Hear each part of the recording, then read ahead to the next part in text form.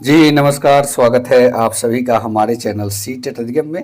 दोस्तों, आज की इस वीडियो में हम लोग बात करने वाले हैं बीपीएससी टीआरई 4 का जो अपडेट था, आखिर आ ही गया। आप लोग जिस वैकेंसी का इंतज़ार कर रहे थे उसका डेट आ ही गया। जी हाँ, जैसा कि आप सभी जानते हैं, पिछले दिनों माननीय शिक्षा मंत्री जी की तरफ से यह अनाउंस किया गया कि बीपीएससी टीआरई का नोटिफिकेशन कब तक आएगा और अधियाचना जो है बीपीएससी को कब तक भेजा जा रहा है, कितने सीटों पर होगी बहाली।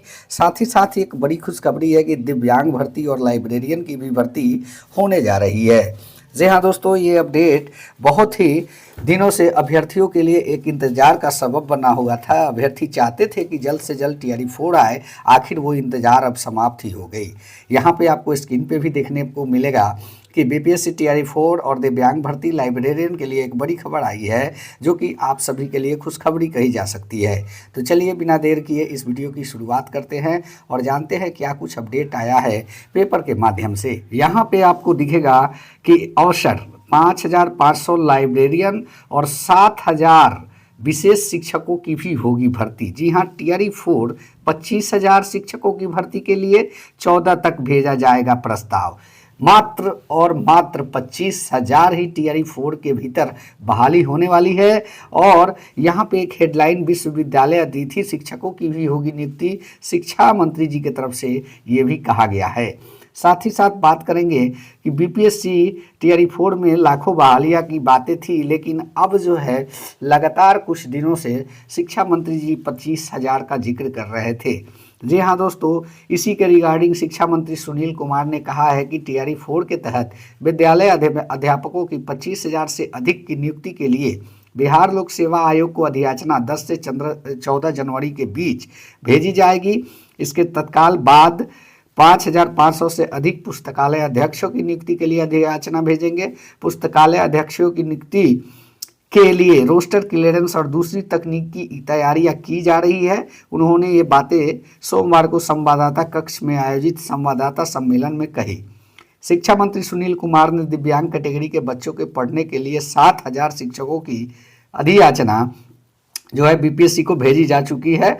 और रही बात कि विश्वविद्यालय के अंगीभूत कॉलेजों में शिक्षकों की कमी को पूरा करने के लिए कुलपतियों से कहा गया है कि वह इस मामले में तत्काल अतिथि शिक्षकों की नियुक्ति करें। साथ ही कुलपतियों से अस्थायी नियुक्ति के लिए रिक्तियां मांगी गई है।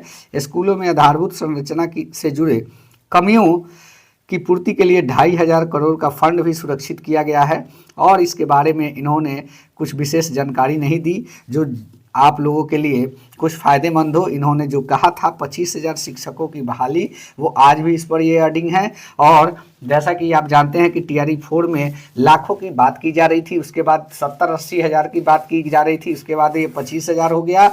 अब देखने वाली बात होगी कि क्या 14 से 15 जनवरी तक या 10 से 15 हज़ार होगा क्या।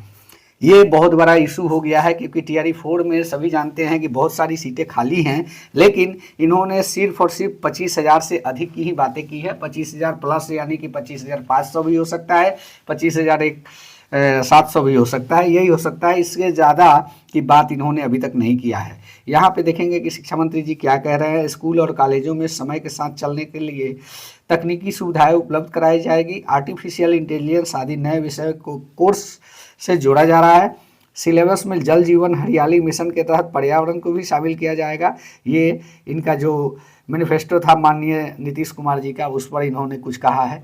और 7 निश्चय के तहत राज्य के पुराने शिक्षण संस्थाओं से सेंटर ऑफ एक्सीलेंस बनाए जाएंगे, एजुकेशन सिटी बनाएंगे। हर ब्लॉक में मॉडल व स्कूल डिग्री कॉलेज खोलेंगे। साल में 2 बार सभी शिक्षकों की 2 सप्ताह की ट्रेनिंग अनिवार्य होगी। बिहार के उच्च शिक्षण संस्थाओं में हिंदी अंग्रेजी भाषा में किताबें उपलब्ध करा रहे हैं।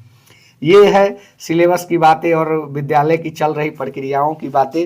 लेकिन जो आप सभी का इंतजार था टीआरई 4 का, जो देखने वाली बात थी कि अब तक लाखों की जो बात की जा रही थी, अब मात्र 25,000 पे आ गया है। अभी भी अध्याचना भेजी जानी बाकी है, वो जो कि कही जा रही है 14 से 15 जनवरी तक जाएगी। तो कहीं ना कहीं पहला तो ये बहाली भी लेट हो गया, दिसंबर तक हो जानी थी, नहीं हो पाया।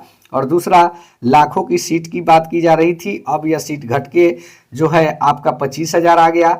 अब देखने वाली बात होगी कि क्या इसमें कुछ संज्ञान लिया जा सकता है? क्या अभ्यर्थी लगातार जो बहाली में लाखों के लिए बात कर रहे थे, क्या वो अब सचिवालय दौरा करेंगे सीटों को, रिक्तियों को बढ़ाने के लिए? ये देखने वाली बात होगी। जी हाँ दोस्तों, इस वीडियो में इतना ही। बहरहाल खुशी तो इस बात का ही है कि आखिरकार TRE 4 आ तो गया। ये भी एक बहुत बड़ा इशू बना हुआ था। अब देखने वाली बात होगी कि कब तक इसका आवेदन चालू होता है। जी हाँ दोस्तों, मिलते हैं नेक्स्ट वीडियो में। धन्यवाद। जय हिंद। वंदे मातरम।